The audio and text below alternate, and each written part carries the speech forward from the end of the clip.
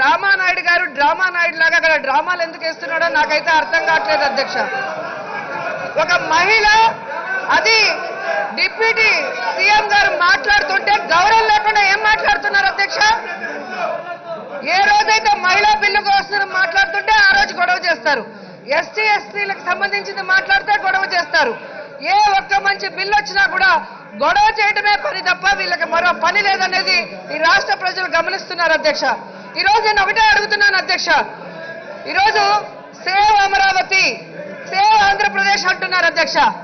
ఏం సేవ్ చేయాలి అధ్యక్ష?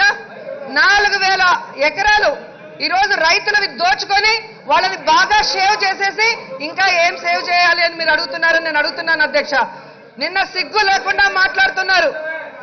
చంద్రబాబు నాయుడు గారు మాట్లాడుతుంటే రాయలసీమ గురించి ఏమైనా మాట్లాడతాడేమో, 6 దశాబ్దాలుగా వెనకబడిపోయాం, ఏదైనా సలహా ఇస్తారేమో జగన్మోహన్ రెడ్డి గారి కంటే సిగ్గు లేకుండా ఆయన మాట్లాడిన తీరు చూస్తుంటే చాలా బాధాకరం అధ్యక్ష.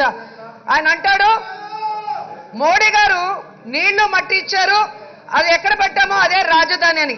మరి మోడీ గారు నీళ్లు మట్టి ఇచ్చి శంకుస్థాపన చేసిన చోట పర్మనెంట్ బిల్డింగ్లు నువ్వు ఎందుకు కట్టలేదు, టెంపరీ బిల్డింగ్లు ఎందుకు కట్టావని నేను ప్రశ్నిస్తున్నాను అధ్యక్ష. అండ్ ఈ రోజు అంటాడు ఏ విధంగా అయితే మోడీ గారే క్లియర్ గా చెప్పడం జరిగింది, నిన్న మేనిఫెస్టోలో జగన్మోహన్ రెడ్డి గారు చదివి వినిపించారు. సన్ రైజ్ ఆంధ్రప్రదేశ్ చేస్తానని తన సన్ని అడ్డదారిన రైస్ చేసుకుని ఏ విధంగా అక్కడ దోచుకున్నాడో ఆయన చెప్పాడు. అండ్ వాళ్ళ అధికారంలోకి వస్తే ఏ విధంగా రైతుల పొలాలు తిరిగి ఇస్తామన్న విషయాన్ని కూడా ప్రస్తావించింది మనం చూసాం. అలాగే మీరు చూస్తే కేసీఆర్ గారు వచ్చి ఇక్కడ భూమి పూజలో పాల్గొన్నారు అన్నారు. అదే కేసీఆర్ గారు ఏం మాట్లాడారు అధ్యక్ష చంద్రబాబు నాయుడు గురించి? చంద్రబాబు నాయుడు అంత డర్టీ పొలిటీషియన్ ఈ భారతదేశంలోనే లేడు అని చెప్పాడు అంటే అది ఆయనకి వినిపించలేదా కనిపించలేదా నేను అడుగుతున్నాను అధ్యక్ష. ఈ రోజు అధ్యక్ష అమరావతికి ఎవ్వరూ కూడా వ్యతిరేకం కాదు. ఆ రోజు మీరు అమరావతిలో పెట్టాలనుకున్నప్పుడు అందరం కూడా సపోర్ట్ చేశాం.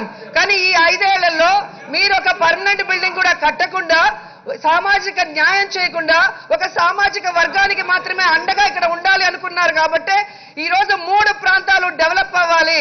ఈ రోజు ఉత్తరాంధ్ర రాయలసీమ వెనకబడిపోతుంటే వాళ్ళకి ఎందుకు న్యాయం చేయకూడదని చెప్పి ఈ రోజు డీసెంట్రలైజేషన్ బిల్లు తీసుకొస్తే వీళ్ళు ఎందుకు యాగీ చేస్తున్నారని నేను అడుగుతున్నాను అధ్యక్ష.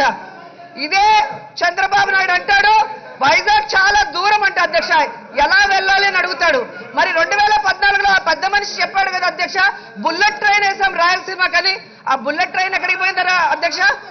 లోకేష్ ఆడుకుంటున్నాడు అధ్యక్ష. రైల్ గన్లతో కరువు చేయించాము, రైతులను ఆదుకున్నామన్నాడు. ఎక్కడ అధ్యక్ష రైల్ గన్లో? దేవాంశ ఆడుకుంటున్నారు అధ్యక్ష. అన్ని రకాలుగా ప్రజల్ని మోసం చేసి సర్వనాశనం చేసి సిగ్గు లేకుండా మాట్లాడడానికి వీళ్ళకి అధికారం హక్కు ఉందని అడుగుతున్నాను అధ్యక్ష. నిన్న మరి అందరూ కూడా హర్షించే విధంగా ఈ రాష్ట్ర ప్రజలందరూ కూడా ఈ 3 ప్రాంతాల అభివృద్ధికి 3 రాజధానులకి సపోర్టివ్ గా నిల్చుంటే ఒక్క చంద్రబాబు నాయుడు ఆయన భజన బ్యాచ్ మాత్రం ఒక్క సైడ్ నించొని ఈ విధంగా యాగీ చేయడం కరెక్టా నేను అడుగుతున్నాను అధ్యక్ష. అండ్ ఇంకోటి అధ్యక్ష, మీరు నిన్న చూస్తే అధ్యక్ష సంక్షోభం నాకు కొత్త కాదు, సంక్షోభం నుంచి నేను అవకాశాలు వెతుక్కుంటానని చంద్రబాబు నాయుడు చెప్పాడు అధ్యక్ష. అది నాకు నిన్నే అర్థమైంది అధ్యక్ష. మా ముఖ్యమంత్రి గారు మా లెక్కల మాస్టర్ బుగ్గన గారు మాట్లాడినప్పుడు ఈ రాజధాని సంక్షోభాన్ని ఆయన ఎంత బాగా అవకాశంగా మార్చుకున్నాడో ఆ లెక్కలు చూసినప్పుడే మాకు అర్థమైంది అధ్యక్ష. ఈరోజు ఆయన విభజన సంక్షోభంలో నుంచి ఆస్తుల్ని ఎలా వెతుక్కున్నాడనేది, ఆయన బినామీలు ఏ విధంగా ఇక్కడ రైతుల దగ్గర దోచుకున్నారనేది మనకి స్పష్టంగా అర్థమైంది అధ్యక్ష.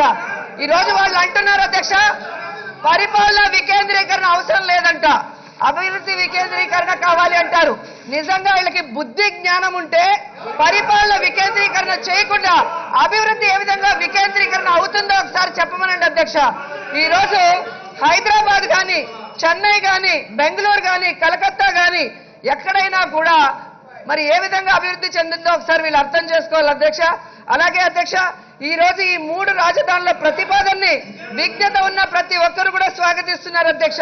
కానీ వీళ్ళు మాత్రం అధ్యక్ష, ఒక్క నిమిషం అధ్యక్ష, ఇది చాలా ముఖ్యమైన అధ్యక్ష. ఈరోజు ఎస్సీ ఎస్టీలకి న్యాయం జరిగే విధంగా అన్ని రకాలుగా జగన్మోహన్ రెడ్డి గారు అండగా ఉన్నారన్నది నిన్న ఈ విషయంలో కూడా మీకు తేట తెల్లమైంది అధ్యక్ష. ఎందుకంటే అధ్యక్ష, వాళ్ళు మాట్లాడుతున్నారు ఎస్సీ ఎస్టీలకి ఏం చేశారు జగన్మోహన్ రెడ్డి గారని. ఈరోజు ఎస్సీ ఎస్టీలకి క్యాబినెట్ లో అవకాశం ఇచ్చారు, ఉప ముఖ్యమంత్రిగా ఇచ్చారు, హోంమంత్రిగా ఇచ్చారు. కనీసం ఉప ముఖ్యమంత్రి, హోంమంత్రి మాట్లాడిన రోజు ఏ రోజైనా వీళ్ళు సైలెంట్ గా ఉన్నారు అధ్యక్ష. మహిళలను చూడకుండా, ఎస్సీ ఎస్టీలను చూడకుండా వాళ్ళని అవమానించడమే పనిగా పెట్టుకున్నారు అధ్యక్ష. అండ్ రాజధానిలో ఉన్న ఎస్సీ ఎస్టీలకి కూడా న్యాయం చేసే విధంగా నేను జగన్మోహన్ రెడ్డి గారు అనౌన్స్ చేయడం మీరు చూశారు అధ్యక్ష. అధ్యక్ష, ఈరోజు వీళ్ళు సేవ్ అమరావతి, సేవ్ అమరావతి అంటున్నారు. దేనికోసం ఒకసారి ఆలోచించాలి అధ్యక్ష. అన్ని వర్గాలు బ్రతికే దానినే సామాజిక రాజధాని అంటారు. కానీ వీళ్ళు సామాజిక వర్గానికి ఒక రాజధాని కావాలని కోరుకోవడం చాలా బాధాకరం అధ్యక్ష. ఎందుకంటే అధ్యక్ష, ఇది ఎందుకు నేను చెప్తున్నాను ఒకసారి మీరు ఆలోచించాలి అధ్యక్ష. గుంటూరుకి చెందిన పత్తిపాటి పుల్లారావు గారు, ఆంజనేయులు గారు, అలాగే ధూళిపాల నరేంద్ర గారు, అలాగే కోడెల శివప్రసాద్ గారి కుటుంబం ఇక్కడ భూములు కొన్నదే కానీ ఎందుకు అధ్యక్ష నక్క ఆనంద్ బాబు గారు కొనలేదో ఒకసారి ఆలోచించండి అధ్యక్ష. అలాగే అనంతపూర్ లో కేసులు కొన్నాడు, కానీ యామిని బాల ఎందుకు కొనలేదో ఒకసారి ఆలోచించండి అధ్యక్ష. సామాజిక వర్గ న్యాయ మీరు ఒకసారి ఆలోచించాలి అధ్యక్ష. అండ్ నిన్న కేశవ్ గారు చాలా పెద్దగా అరుస్తూ మాట్లాడుతున్నాడు అధ్యక్ష. ఏ రాజధానిలో మేము ఇల్లు కట్టుకోవద్దా, రాజధాని మీద మాకు ప్రేమ ఉంది అంటారు అధ్యక్ష. మరి రాజధాని మీద ప్రేమ ఉన్నవాడైతే 3 సార్లు ఎమ్మెల్యేగా హైదరాబాద్ లో ఉన్నప్పుడు అక్కడ ఎందుకు ఇల్లు కట్టుకోలేదు? అక్కడ ఇన్సైడర్ ట్రేడింగ్ కుదరలేదు కాబట్టి కట్టుకోలేదని నేను అడుగుతున్నాను అధ్యక్ష. అంటే ఈ రోజు జగన్మోహన్ రెడ్డి గారికి సలహా ఇస్తాడు అధ్యక్ష పయ్యావుల కేశవ్ గారు. రాజుకి రైతు మీద దయ ఉండాలి అంట, దుర్మార్గుల్ని దండించే ధైర్యం ఉండాలంట. రైతుల కోసం వీళ్ళ అధ్యక్ష మాట్లాడేది. ఈ రోజు ఒక రైతు ముఖ్యమంత్రి అయితే ఎలా ఉంటుందో ఈ రాష్ట్రాన్ని చూడొచ్చు అధ్యక్ష. ఈ రోజు రాజన్న రాజ్యం, రైతు రాజ్యం వచ్చింది అధ్యక్ష. 6 నెలల్లోనే రైతులకి రైతు భరోసా ఇచ్చారు, ఉచిత విద్యుత్ ఇచ్చారు, ఉచిత పంటల బీమా ఇచ్చారు, ధరల స్థిరీకరణ నిధి, విపత్తుల నిధి, వడ్డీ లేని రుణాలు, ఉచిత బోర్లు కూడా ఇవ్వడం జరిగింది అధ్యక్ష.